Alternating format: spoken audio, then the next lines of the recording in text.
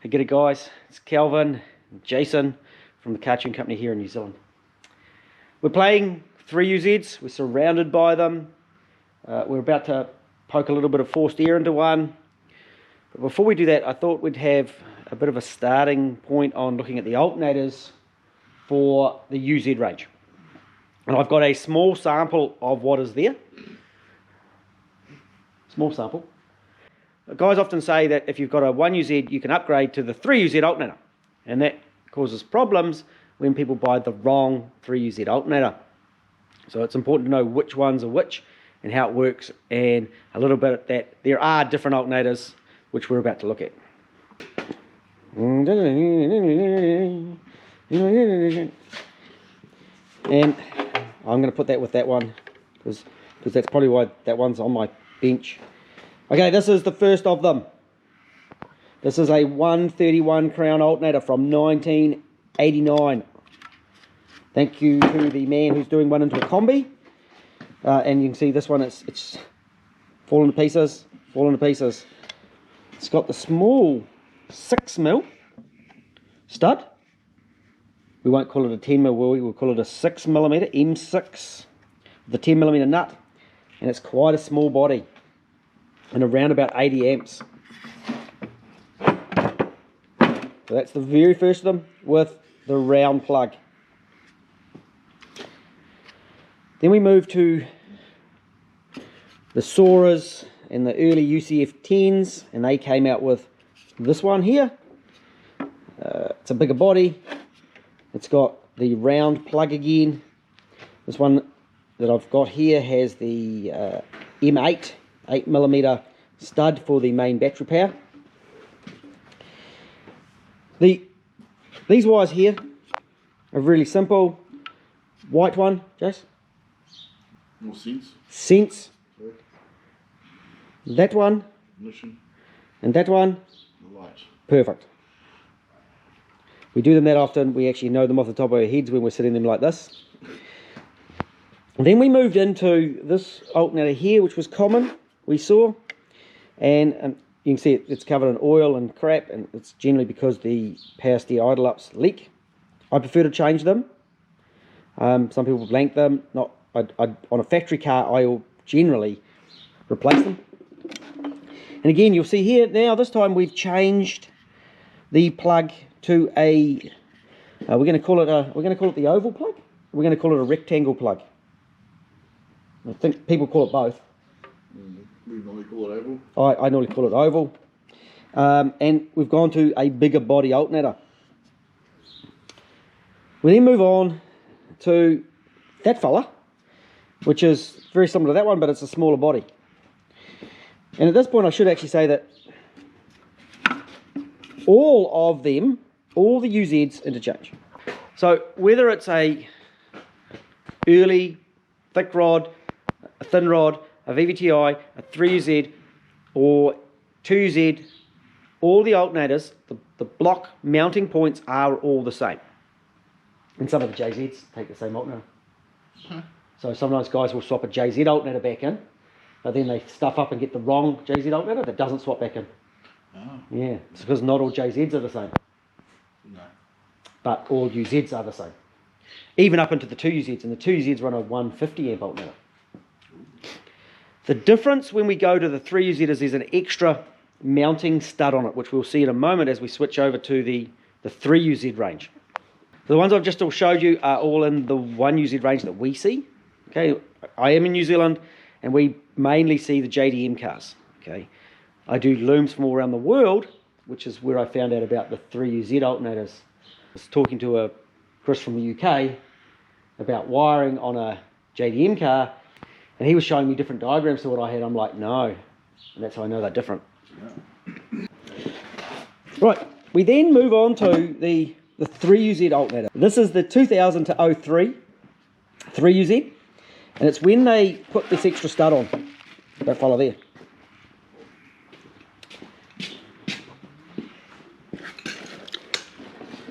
So if you were putting a normal alternator onto here, this stud wouldn't be used.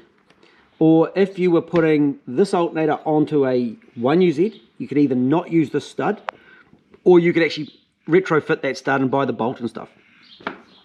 And on another video we are going to do that, but it's going to be a video on its own. It's a topic on its own. So as you can see, just there's that stud. I've just supplied one for a drift car, and I suspect he's going to just hit it with a grinder and cut that lug off.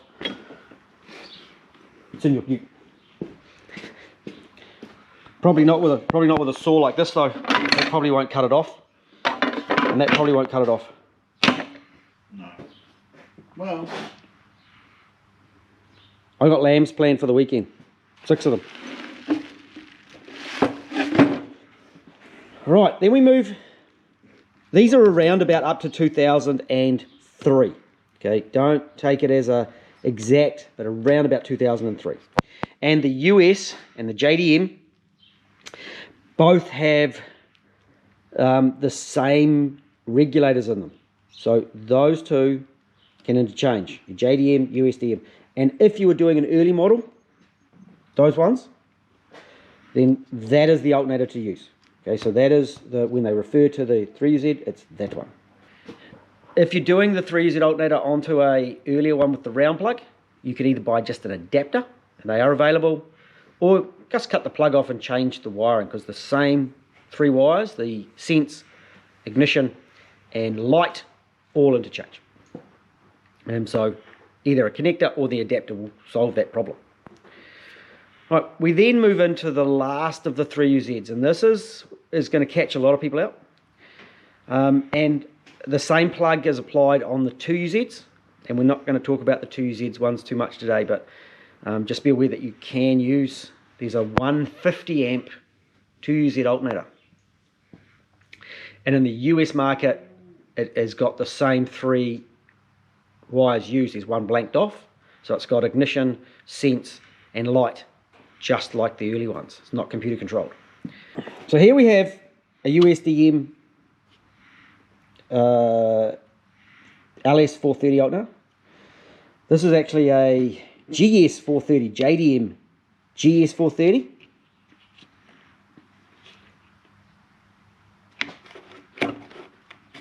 Did you not want to undo the bolt?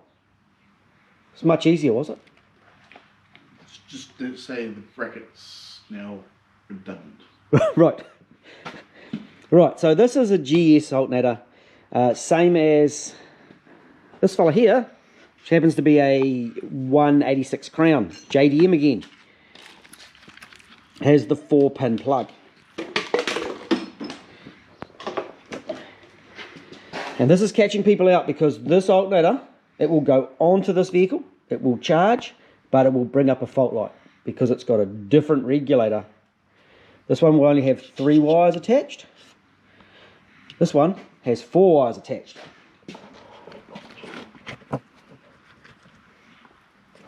Like that. 1, 2, 3, 4. Being computer controlled. So this one has an inactive, no, this one has a active L terminal, and this one has a RLO terminal. So computer controlled, not computer controlled. In most that we see. So just be really aware that if you are working on the later model cars, and it's probably not so applicable to the guys in the USA, because your USA alternator is very easy to get. But those guys in the JDM market, you're working on JDM engines and import engines, so South Africa, Russia, those sort of places that are getting a lot of the JDM engines, just be aware that the alternators don't interchange. If they fail, you could have some issues.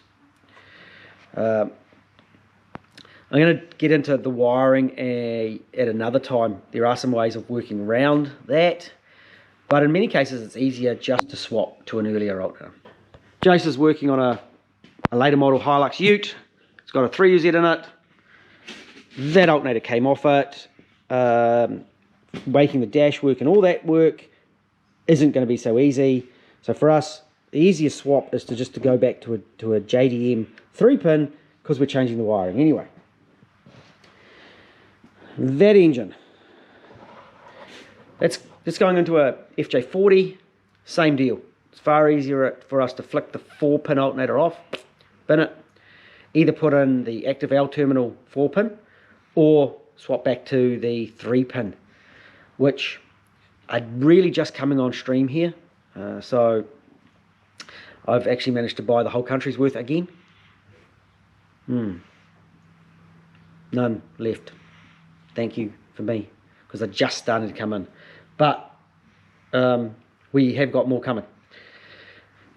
Alternators are a big failure, often because of that power steering or just age. You know, they are an old unit now, so it does pay. When we're doing a swap, we pretty much always put a replacement alternator on it, and then we just don't have the problems.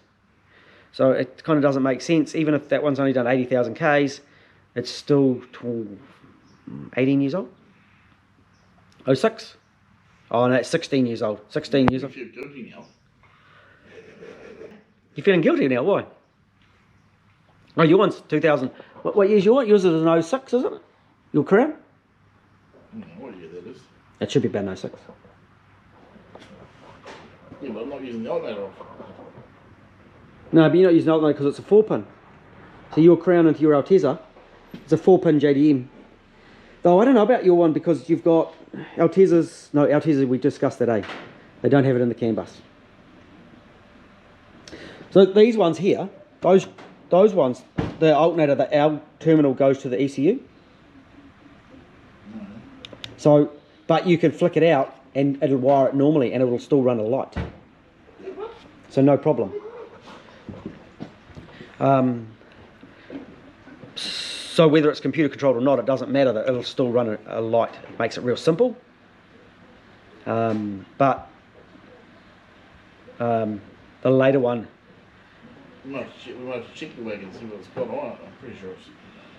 when we remove the 2J, we've got to check the wagon. Yeah, we've got one silly car. We've got one. A normal car. Yeah. I gave Jace my LS430 to drive home, and he's convinced that 3UZ is the way. No, He just likes a bit of comfort, actually. Likes a bit of comfort. It's more the comfort and it not wandering all over the road. Oh, what is that, Chase? Oh, you got a speed sensor for us? Oh. Yep. All right. Right, Jace, now you've got to put an alternator back on and build new wiring for Is it? build the main power cable for it, and we'll go with that one.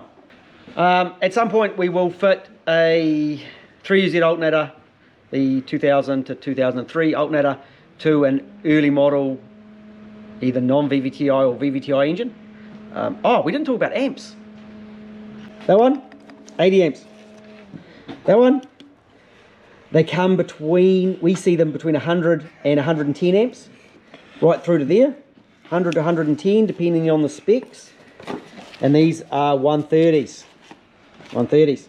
And then 2UZ, as I said, does have a 150 amp option. And then there's some aftermarket options which go way higher than that.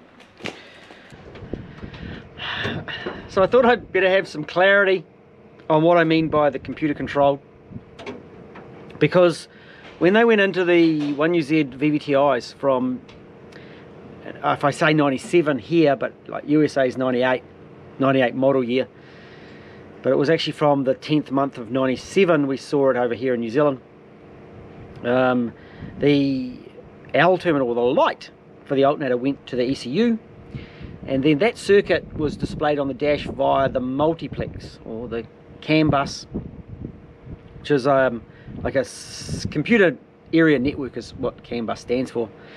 So the that's where the light was displayed. So the light wire actually goes to the ECU. And that continues into the 3UZs. However, the JDM from like 03 onwards, I was actually talking to a man today with an 03, which was a 6-speed. But we could say 04 for the USA guys. The JDM ones, the ECU is controlled, the output is controlled by the ECU. The output of the alternator is controlled by the ECU. That's better. I'm trying to use the correct words here to make sure we don't get confusion. Whereas the US market ones still have the L terminal going to the engine ECU, and then the battery light on the dash is communicated via the CAN bus. So the JDM is also on the CAN bus, but the ECU also controls the output of the alternator as well. Yeah, that's good. I think we've got that sorted. Trying to use my very best words. At some point soon we will do a video on fitting a 3UZ alternator to the earlier model cars and what's going on. So I hope that's been helpful. We'll talk again soon. Catch you later.